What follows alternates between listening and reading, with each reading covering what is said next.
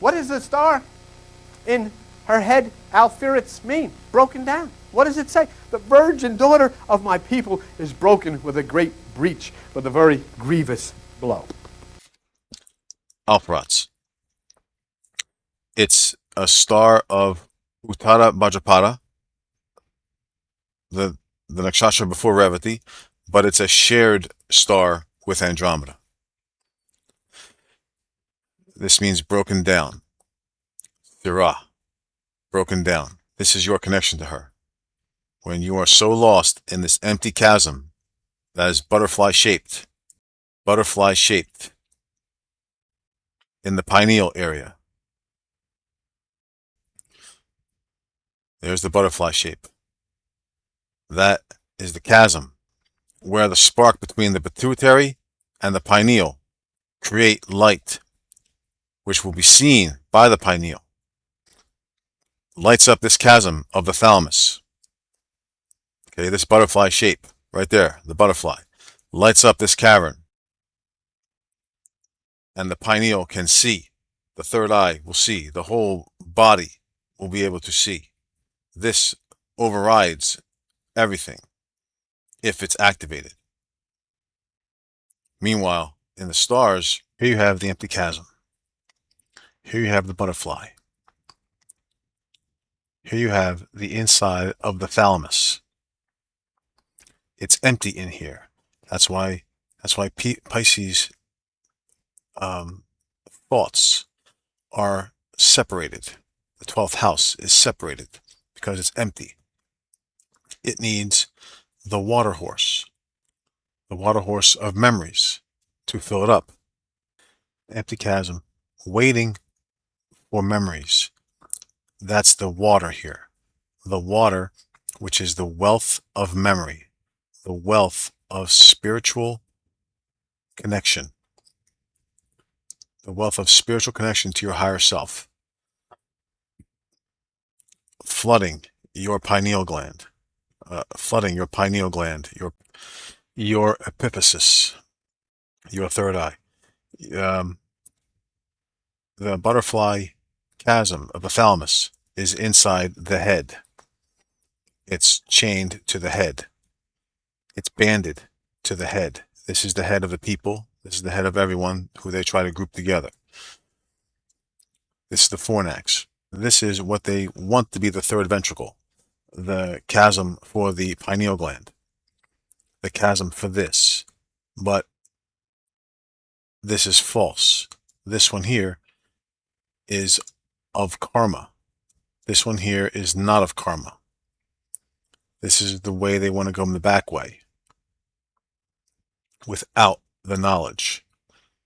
This is the way they come the back way without the knowledge of spirit. This is only of Rahu. It comes this way. And this way they're trying to shape it, the sculptor. They're trying to shape it and like an arrow, bring it to here.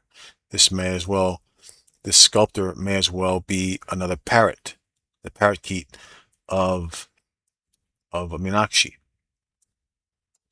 This may as well be another bird connected with all these other birds. They're trying to steer themselves this way. When we know it as by the sun. This is how we know life. This is how they know life, by the asuras, without karma. So this empty chasm here wants to be filled with light. Well, the wealth is here. Spiritual communion is here. Where is it coming from? It could be coming from Deneb and Cygnus as a source. Could be. But there is no chasm here in that direction. There's no chasm. The only place where there could be light that is between the pineal gland and this empty chasm of the thalamus. The only place where there is light that will connect the pineal gland with this empty chasm of the butterfly is here. This M, this is the spark. This is the waves that is of Aquarius. This is the wave that is of Aquarius. The two waves are here, creating the water. But this here is the one W, the one wave. That is the pituitary, the pita, that connects, goes through both the memories and the empty chasm to the third eye.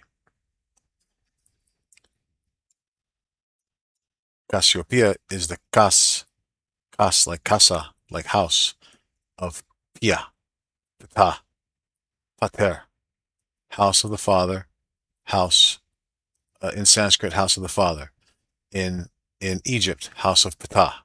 But in Greek, it's just the pa, house of the cow.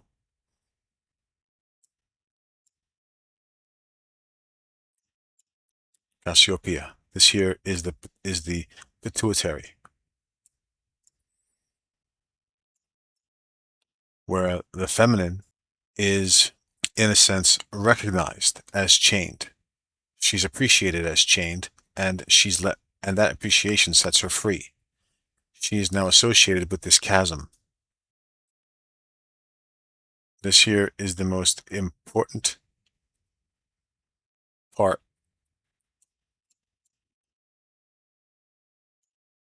because what they're doing with the fornax, their back way here, the fornax is this, the Vesica Pisces. The fornax is the Vesica Pisces, the chamber of enlightenment. But for them, the Vesica Pisces is an open space between two interfolding circles. Okay? Whether these are real circles, physical circles, or not, doesn't matter. The reason for this is the shape is an imaginary explanation of something that manifests in nature, which is the eye, which is the fish, which is the distance the soul can travel. This is the straight line, the third path that they create. It's not a part of you, this Vesica Pisces. It is physically, it is the feminine genitalia. It is the throat of the mouth. This is the head of the glands of the man. This is the head of the lingam. This is splits into two eyes. This is also the one eye, the single eye. Again, this image here of two circles creating this is an imaginary explanation of something that manifests in nature.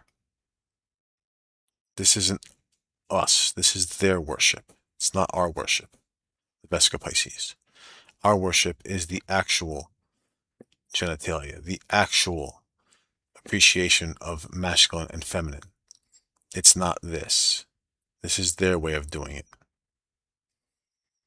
What they do with the butterfly. In school, they tell us this.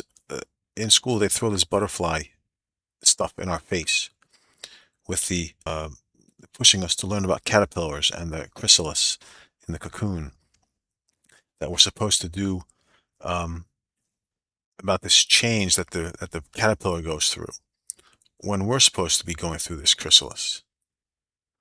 And they know this. They know we're supposed to be doing this, but they tell us nature gives it to the caterpillars to be butterflies. No, it's to us too.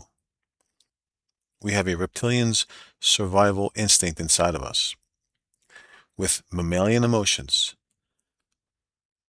and avian communication, but with insect patterns of thought. As the mind is guided by birds, yet distracted by insects. But we're supposed to be the watchers in every form of reptile, mammal, bird, and insect. We're supposed to be the watcher. The bird for our witness, the insect for our serenity. The butterfly cavity is in Pisces, while the butterfly manifests in Cancer with their love for butterflies and butterfly iconography. Both are water signs. Reptiles are the cobra of Scorpius. And then afterwards, after this cavity is filled or not filled, okay, notice the pituitary is here above the head of man. Another head of man right here. This is the head of the individual man, whereas this is the head of the masses of people. This is the head of the individual. That's where the pituitary is. This is the cardinal fire right here. Cardinal fire. This is the pituitary. Sparking the pineal gland to put the empty space that we are given here, to fill it with the memories of the water horse. Because Pegasus is not an air horse. It's a water horse. It was born from water, from Neptune. And Pegasus was not associated with Andromeda at first. It was a story of Bellerophon, not Perseus at first. Because Bellerophon went to Andromeda, but without Pegasus. He did it. The original story was not with Pegasus, and not with Perseus, but with Bellerophon. But anyway, yes, that's Cassiopeia, the pituitary. Here's the pituitary. Here's the thalamus. Here's the pineal. Pituitary, pineal.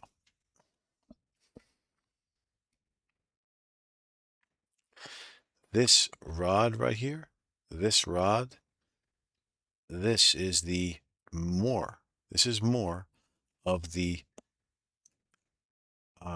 Rudra axis. This is more of the deer axis. This is the Ruth, the Jason and the Argonauts chasing after the golden fleece right here. We have Fomalhaut, Thalum, the thalamus, and you have Cassiopeia, the Ptah. Between these two, these constellations are the Pegasus square and Pisces. This is the open chasm that sees between Cassiopeia, which is the upper house of Aries, and Fomalhaut, the fixed star of the winter, of the death. Okay. That is the pineal. This is the star that brightens up in your head when you die. Okay. This gives everything back to you. Everything back to you when you die. But if you're alive, you take the I am, which is the fixed I am, not like the other two fire signs, which are I will and I say. This is I am. I am right here. Cassiopeia. Cassiopeia is Cassiopeia. Is Casa Ptah, house of Ptah. This here. Cassiopeia. Between the two, you have Andromeda, which is the deer's mother, which is the higher vibration of the brainstem, of Ptah, because it's the deer, andro, the deer that goes to the head. That's the true meaning of andro, the deer that goes to the head deer, mother. And remember, the house of Ptah is right next to the giraffe. And remember, the giraffe is this reaching, the modern day reaching up towards the dragon. This is your higher self. But here is God, which is time.